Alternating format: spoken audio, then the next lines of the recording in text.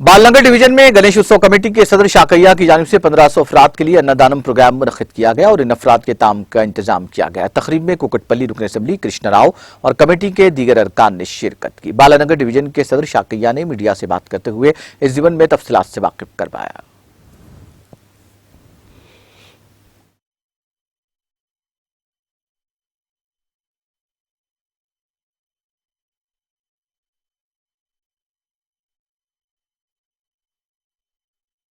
Double bedroom ఏరియాలో సముదాయం మందు గణేష్ విగ్రహాన్ని ఏర్పాటు చేసి అన్నదాన కార్యక్రమము ఈరోజు ఎమ్మెల్యే గారి చేతుల మీదుగా జరగడం జరిగింది।